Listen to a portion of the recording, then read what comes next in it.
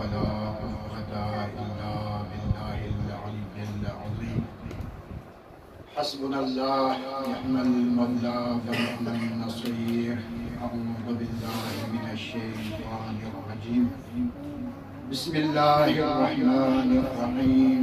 الحمد لله رب العالمين بارئ خلائق الأجمعين فاطر السماوات والأرضين باعث الأنبياء والمرسلين والصلاة والسلام على سيدنا ونبينا مولانا ومولى الكونين جد الحسن والحسين أعني بالقاسم محمد. اللهم صل على محمد وآل محمد وآله الطيبين الطاهرين ولعنة الله على أعدائهم أجمعين. أما بعد، قال الله تعالى في كتابه المجيد: بسم الله الرحمن الرحيم. ومن يتولى الله ورسوله والذين آمنوا فإن حزب الله هم الغالبون. درود پڑھیے محمد. اللهم صل على محمد وآل محمد.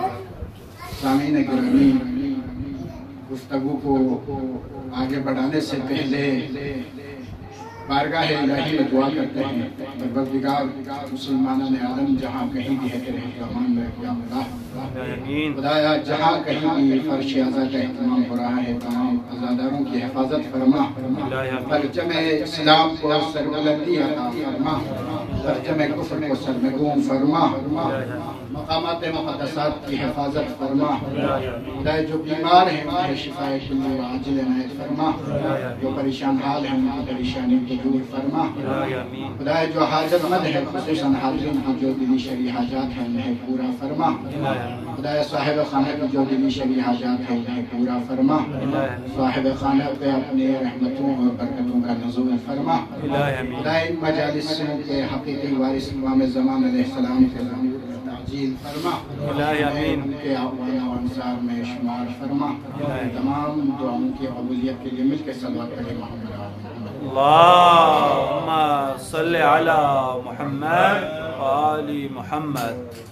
معزز سامعین کرام، جس آیت کو سرنامۂ سخن قرار دیا سورہ مائدہ کی 56ویں آیت ہے.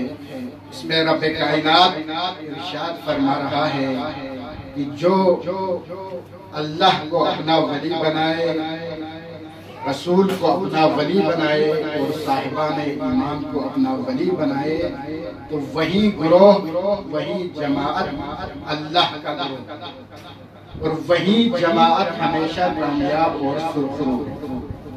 یعنی قرآن کی یہ آیت ہمیں بتلا رہی ہے کہ قرآن کی نگاہ میں 3 قسم کی ہدایتیں ایسی ہیں کہ اگر کوئی ان سے متمسک رہے تو وہ کبھی گمراہ نہیں ہوگا. ہمیشہ وہ گروہ کامیاب ہوگا، ہمیشہ وہ گروہ سرخرو ہوگا. اور جو اس گروہ کے مقابل میں آئے گا اس کا نام و نشان مٹ جائے گا اور وہ ہمیشہ کے لیے ختم ہوگا. کیونکہ خداوند عالم قرآن میں یہ اعلان کر رہا ہے کہ وَمَن يَتَوَلَّ اللَّهَ وَرَسُولَهُ وَالَّذِينَ آمَنُوا. جو لوگ اللہ کو اپنا ولی بناتے ہیں، جو لوگ رسول کو اپنا ولی بناتے ہیں، اور جو لوگ صاحبان ایمان کو اپنا ولی بناتے ہیں، وہی اللہ کی جماعت ہے اور وہی ہر زمانے پہ غالب ہے. وہی گروہ تمام قوتوں پہ غالب آنے والا گروہ. اب قرآن میں خدا کی ولایت کے بارے میں سورہ بقرہ میں ارشاد فرماتے ہیں کہ اللہ ولی الذین آمنوا یخرجہم من الظلمات الی النور. جو لوگ اللہ کو اپنا ولی بناتے ہیں تو خدا ولی عالم انہیں ظلمات کے اندھیروں سے نکال کر نور کی وادیوں میں پہنچاتے ہیں. یعنی خدا بند عالم کی ولایت کو جو قبول کرے، جو خدا کو اپنا ولی مانے تو خدا بند عالم اسے ظلمت سے نکال کر نور کی طرف پہنچا دے. جبکہ اس کے مقابلے میں جو طاغوت کو اپنا ولی بنائے، جو طاغوت کو اپنا سرپرست بنائے، تو فرماتے ہیں کہ اولیاء الطاغوت یخرجونہم من النور الی الظلمات، جو طاغوت کو اپنا ولی و سرپرست بنائے تو طاغوت انہیں نور کی اس وادی سے دھکیل کر ظلمت اور پستی کے اندھیروں میں اسے پہنچا دے، ضلالت اور پستی کے دور میں اسے پہنچا دے۔ تو سمجھ میں آیا کہ جو ولایت قرآن تقاضا کر رہا ہے، اس میں جو قسمیں بیان کی ہیں، ان میں سے پہلی قسم خدا کی ولایت ہے، یعنی خدا کو اپنا ولی بنانا، اور دوسرا رسول کی ولایت، یعنی رسول کو جو شخص اپنا ولی بنائے، اپنا سرپرست مانے، تو وہ کبھی گمراہ نہیں ہوگا، کبھی ضلالت اور گمراہی کے اندھیروں میں وہ کبھی پھنس نہ جائے گا، کیونکہ خدا بند عالم نے جتنے بھی انبیاء بھیجے ہیں، جتنے بھی مرسل بھیجے ہیں، جتنے بھی نبی بھیجے ہیں، وہ لوگوں کی ہدایت کے لیے بھیجے ہیں، تاکہ لوگوں کو ضلالت اور گمراہی سے نکال کر ہدایت کے راستے کی طرف انہیں نجات کے راستے کی طرف رہنمائی کرے۔ بس جو رسول کی ولایت کو قبول کرے، رسول کو اپنا ولی مانے، تو وہ کبھی گمراہ نہیں ہوگا۔ درود پڑھیے محمد اللہم صلی علی محمد وآل محمد۔ اور تیسری جو ولایت اس آیت میں ذکر ہو گئی ہے، وہ صاحبان ایمان کی ولایت ہے، اور اسی موضوع پہ مجھے بات آگے بڑھانی ہے، اور صاحبان ولایت کے بارے میں، صاحبان ایمان کے بارے میں صادق آل محمد اسی آیت کی تفسیر میں فرماتے ہیں کہ یہاں الذین آمنوا جو آیا ہے صاحبان ایمان، اس سے مراد ہر خاص و عام نہیں، بلکہ صاحبان ایمان سے مراد ہم اہل بیت علیہ السلام کی ذات، جو ہمارے دامن سے متمسک ہو جائے وہ کبھی گمراہ نہیں ہوگا، بلکہ ہمیشہ سرخرو نظر آئے۔ صاحب غدیر، کتاب غدیر میں یہ روایت ذکر کرتے ہیں پیغمبر گرامی کی کہ ختمی مرتبہ یہ ارشاد فرماتے ہیں کہ من یرید ان یحیا حیاتی ویموت مماتی ویسکن جنت الخلد التي وعدنی ربی، جو شخص یہ چاہتا ہے، یہ خواہش کرتا ہے کہ وہ رسول کی طرح زندگی کرے، رسول کی طرح اسے موت آئے، یعنی رسول کی طرح جیے، رسول کی طرح مرے، یعنی کوئی ایسا شخص ہے جو یہ خواہش یہ آرزو میں رکھتا ہو کہ اس کا جینا بھی رسول کی طرح ہو، مرنا بھی رسول کی طرح ہو۔ ہم زیارت عاشورہ میں یہی دعا تو مانگتے ہیں کہ اللہم اجعل محیای محیا محمد وآل محمد ومماتی ممات محمد وآل محمد، پروردگار ہمیں محمد و آل محمد کے طرف پہ جینا سکھا دے اور محمد و آل محمد کے طرف پہ مرنا سکھا دے۔ تو یہ خواہش ہر کسی کا دل میں ہوتی ہے۔ رسول فرما رہے ہیں کہ اگر یہ کوئی خواہش رکھتا ہے کہ میری طرح کوئی جینا چاہے، میری طرح مرنا چاہے اور میری طرح جنت میں میرے ساتھ رہنا چاہتا ہے، جس کا رب نے مجھ سے وعدہ کیا ہے، تو اس شخص پہ لازم ہے۔ کیا لازم ہے؟ ختمی مرتبہ فرماتے ہیں کہ اس خواہش کرنے والے پہ، اس آرزو کرنے والے پہ لازم ہے کہ فَلْيَتَوَلَّا عَلِيَّ ابْنَ أَبِي طَالِبٍ، کہ اس شخص پہ لازم ہے کہ علی ابن ابی طالب کی ولایت قبول کرے۔ سبحان اللہ، سبحان اللہ۔ کیوں قبول کرے؟ ریزن بتا رہے ہیں کہ فَإِنَّهُ لَن يُخْرِجَكُم مِّنْ هُدًى وَلَن يُدْخِلَكُم فِي ضَلَالَةٍ، کیونکہ علی ابن ابی طالب کسی کو نہ ہدایت سے بھٹکاتا ہے، نہ گمراہی کی طرف دھکیلتا ہے۔ درود پڑھیے محمد اللہم صلی علی محمد وآل محمد۔ سبحان اللہ، سبحان اللہ۔ تو سمجھ میں آیا کہ جو علی ابن ابی طالب کی ولایت کو قبول کرے تو نہ وہ کبھی گمراہ ہوگا نہ وہ کبھی پستی کی طرف جائے گا، بلکہ ہدایت اس کا مقدر بن جائے گی، کامیابی اس کا مقدر بن جائے گی۔ اس ولایت کی اہمیت کو میں اور آپ کے پانچویں امام یوں بیان کرتے ہیں کہ بنی الاسلام علی خمسین، اسلام کو 5 چیزوں پر اسلام کی بنیاد رکھی گئی ہے۔ اسلام 5 چیزوں پر قائم ہے: اقامۃ الصلاۃ و ایتاء الزکوٰۃ، نماز کا قیام، زکوٰۃ دینا، وحج بیت الحرام یعنی اللہ کے گھر کا حج کرنا، وصوم شہر رمضان اور ماہ رمضان میں روزے رکھنا، والولایت لنا اہل البیت اور ہم اہل بیت کی ولایت کو اپنے دل میں بسائے رکھیں۔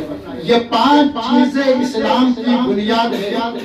پھر آگے فرماتے ہیں فَفِي الْأَرْبَعَةِ رُخْصَةٌ، پہلے 4 چیزوں میں رخصت ہے، یعنی اگر کوئی شخص قیام کی حالت میں نماز نہ پڑھ سکے تو اسے یہ حق ہے کہ وہ سہارے کے ذریعے یا بیٹھ کے نماز پڑھ سکتا ہے۔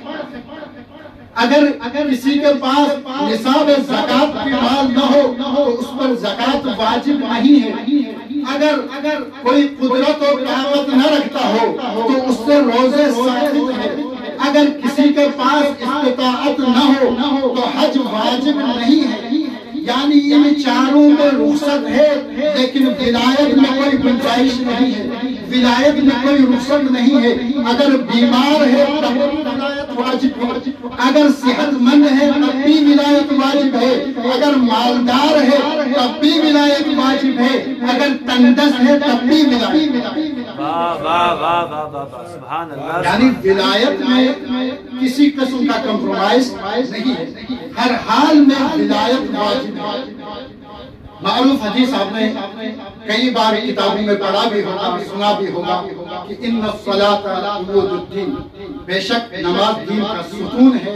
ان قبل ما سواہ و ان رد ما سواہ، کہ نماز اگر کسی کی قبول ہو جائے تو اس کی ساری عبادتیں قبول ہو جاتی ہے، اور اگر جس شخص کی نماز رد ہو تو اس کی ساری عبادتیں، سارے اعمال رد ہو جاتے ہیں۔ کل روز قیامت کے دن انسان سے جو پہلا سوال کیا جائے گا وہ نماز کے بارے میں پوچھا جائے گا۔ اگر اس کی نماز قبول ہو جائے تو باقی اعمال بھی قبول ہوں گے، اگر نماز قبول نہ ہو تو باقی اعمال بھی قبول نہیں ہوں گے۔ بس سمجھ میں آیا کہ تمام عبادتوں کا دار و مدار نماز پہ ہے۔ اگر نماز قبول نہ ہو تو کوئی عبادت قبول نہیں، یعنی عبادتوں کا دار و مدار نماز پہ ہے، اور نماز کی قبولیت کا جو دار و مدار ہے وہ ولایت علی ہے۔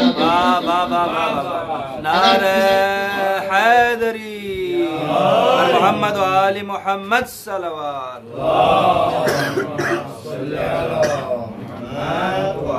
نماز قبولیت اعمال کا دار و مدار نماز قرار دیا، عمود دین قرار دیا، اور اس نماز کی قبولیت کے لیے جو محور و مرکز قرار دیا وہ ولایت علی ہے۔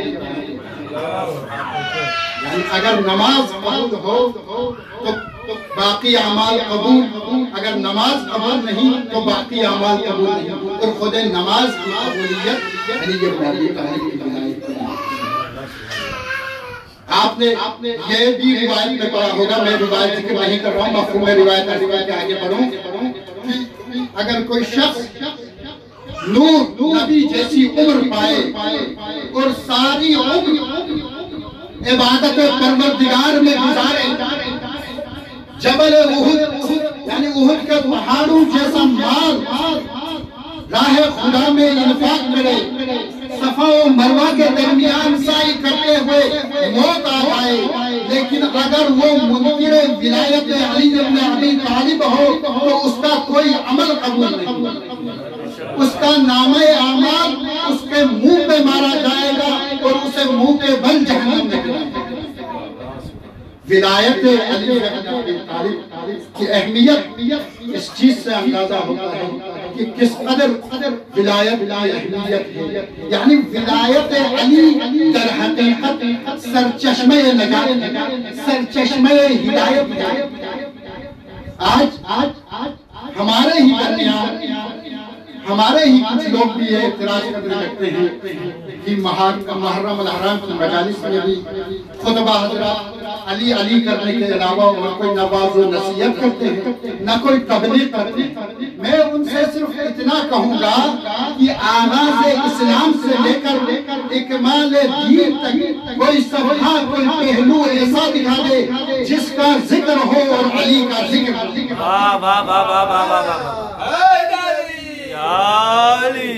سبحان اللہ سبحان دعوت ذل عشیرہ کی بات کرے تب بھی علی نظر آئیں گے، احد کی بات کرے تب بھی علی نظر آئیں گے، بدر کی بات کرے تب بھی علی نظر آئیں گے، خیبر و خندق کی بات کرے تب بھی علی نظر آئیں گے، صلح حدیبیہ کی بات کرے تب بھی علی نظر آئیں گے، شب ہجرت کی بات کرے تب بھی علی نظر آئیں گے، شب ابو طالب کی بات کرے تب بھی علی نظر آئیں گے، غدیر کی بات کرے تب بھی علی نظر آئیں گے. واہ واہ واہ واہ نعرہ حیدری. سبحان اللہ سبحان اللہ سبحان اللہ. ایک پہلو آگے بڑھیے، قدم آگے بڑھیے. اگر توحید کی بات کی جائے تو ضروری ہوگا کہ علی توحید پرست شخصیت کا تذکرہ ہوگا. اگر کہیں پہ عدل کی بات ہو تو ضروری ہوگا، لازم ہوگا کہ امام عادل علی کا تذکرہ ہو. اگر رسالت کی بات ہو تو محافظ علی کی بات ہونی چاہیے. اگر قرآن کی بات ہو تو ناطق قرآن کا ذکر کرنا پڑے گا. اگر قیامت کی بات آ جائے تو اما یتساءلون عن النبأ العظیم، نبأ عظیم کے عظیم مصداق علی ابن ابی طالب کا تذکرہ کرنا پڑے گا. واہ واہ واہ واہ واہ واہ واہ. یعنی کوئی پہلو ایسا نظر نہیں آتا کہ جسے علی کے بغیر بیان کیا جائے. اگر عبادت کی بات کرے تو فزت برب الکعبہ کی صدا بلند ہوتی ہے. اگر شجاعت کی بات کرے تو لا فتح الا علی کی صدا بلند ہوتی ہے. اگر سخاوت کی بات کرے تو وَيُطْعِمُونَ الطَّعَامَ کی آیت صدا دیتی ہے. اگر صداقت کی بات کرے تو كُونُوا مَعَ الصَّادِقِينَ کی آیت صدا دیتی ہے. اگر طہارت و عصمت کی بات کرے تو انما یرید اللہ کی آیت صدا دیتی ہے. یعنی اگر نماز کی بات کرے تو علی سے بڑھ کر کوئی عابد نہیں ملتا. اگر تقویٰ پہ بات کرے تو علی سے بڑھ کر کوئی زاہد نہیں ملتا. اور اگر رہبر اور امام کی بات کرے تو علی سے بڑھ کر کوئی قائد نہیں ملتا. واہ واہ واہ واہ واہ. علی سبحان اللہ سبحان اللہ. سلامت کیا کہنے جی. تو سمجھ میں آیا کہ علی کے بغیر کسی بھی موضوع کو اٹھائیں، کسی بھی پہلو پہ بات کرے تو علی کا تذکرہ نہ ہو تو وہ پہلو مکمل نہیں ہوتا، وہ موضوع مکمل نہیں ہوتا. اگر آج معاشرے میں نمازی نہیں ہے، روزہ نہیں رکھ رہے ہیں، ناموس کی عزت دری ہو رہی ہے، بے حجابی اور بے پردگی عام ہو رہی ہے، تو اس کا یہ لازمہ نہیں کہ اس معاشرے میں واعظ و نصیحت نہیں ہو رہی ہے، اس معاشرے میں تبلیغ نہیں ہو رہی ہے، بلکہ اس معاشرے میں در حقیقت اصل انداز میں جس انداز میں عقیدے کو بیان کرنا چاہیے تھا اس طرح عقیدہ بیان وہاں عقیدہ کمزور ہے، جبھی تو عمل کے میدان میں اس کے پاؤں لٹ رہے ہیں. آج کے اس ٹیکنالوجی کے دور میں گنے چنے افراد کے علاوہ کون ہوگا جسے معلوم نہ ہو نماز واجب نہیں، روزہ واجب نہیں ہے، شراب حرام ہے، زنا حرام ہے، بے پردگی حرام ہے، کسے معلوم نہیں. جب سب معلوم ہونے کے باوجود اگر کوئی واجبات کا خیال نہیں کرتا، محرمات کو ترک نہیں کرتا، تو سمجھئے کہ اس کے عمل اور اس کے یعنی عقیدہ میں کھوٹ ہے، اس کا عقیدہ کمزور ہے، جبھی تو عمل کے میدان میں اسے پہلے تبلیغ و واعظ و نصیحت کی ضرورت نہیں، اسے پہلے امام مرحب کو امام مانے، واجب الطاعہ مانے اور عقیدے کو صحیح کرنے. اگر ہم طول تاریخ میں دیکھتے ہیں تو حق و باطل کے درمیان جتنی جنگیں ہوئی، جتنے معرکے ہوئے، عمل کی بنیاد پہ نہیں ہوئے، عقیدے کی بنیاد پہ۔ اہل بیت کے مقابلے میں آنے والے اکثر نمازی بھی تھے، روزہ دار بھی تھے، قاری قرآن بھی تھے۔ اگر کمی تھی تو عقیدے کی کمی تھی، وقت کے امام کی معرفت نہیں تھی، جس کی وجہ سے وہ تلوار لے کر امام کے مقابلے میں۔ اگر اسی لیے علماء کہتے ہیں کہ جس طرح محرم الحرام کا اہتمام کیا جاتا ہے، مجالس کا اہتمام کیا جاتا ہے، اس طرح اگر غدیر کا اہتمام کیا جاتا تو کبھی کربلا برپا نہ ہوتا، کبھی نواسے رسول پر تیروں کی برسات نہ ہوتی، کبھی 6 ماہ کے اصغر کے گلے پہ تیر نہ لگتا، کبھی شبیہ علی اکبر جو رسول کی نشانی ہو اسے مسلمان نیزے نہیں مارتے، کبھی نبی زادیوں کو بے مخنہ و چادر بنایا نہ جائے۔ بس عزیزو، مسائل کے چند جملے آپ سماعت کیجئے اور آپ کی زحمت تمام۔ جب خاندان بنی ہاشم اور ان کے اعوان و انصار شہید ہو گئے تو شمر اللیل نے مستورات آل محمد کو، نبی زادیوں کو، رسول کی بیٹیوں کو، زہرا کی لاڈلی بیٹیوں کو بے کجاوا اونٹوں پہ سوار کرتے کوفے کی طرف روانہ کیا۔ تمام بیویوں کے ہاتھ پسے پشت بندھے ہوئے تھے، قافلہ آگے بڑھنے لگا۔ تمام بیویوں کے سینوں پہ چھوٹے چھوٹے بچے تھے، وہ لعین اپنی سواریوں کو زور سے بڑھاتے تھے تاکہ جلد کوفہ پہنچ جائے۔ جو ہی سواریاں بھاگنے لگتی تھی، ماؤں کی آغوش سے بچے گر جاتے تھے، جو ہی بچے زمین پہ گرتے تھے، پیچھے سے آنے والے سواریوں کے پاؤں ان بچوں کے سینے پہ لگ جاتے تھے۔ چھوٹے چھوٹے بچے چیخ کے پکارتے تھے، اماں ہمیں بچا لو، اماں ہمیں سنبھالو۔ عزاداروں یہ قافلہ بڑھ رہا تھا کہ ایک مقام ایسا آیا کہ قافلہ چل رہا ہے، لیکن وہ نیزہ جس پہ حسین مظلوم کا سر اقدس رکھا ہوا ہے، وہ نیزہ آگے بڑھ نہیں رہا۔ جب نیزہ آگے نہ بڑھا تو ایک لعین مولا سجاد کے پاس آیا۔ مولا سجاد کو دروں سے مارتے ہوئے کہا تمہارے بابا سے کہ جلدی آگے بڑھو، ہمیں کوفہ پہنچنا ہے۔ میرے مولا نے جب عرض کیا بابا جان آگے کیوں نہیں بڑھ رہے، تب مولا حسین نے کہا بیٹا سجاد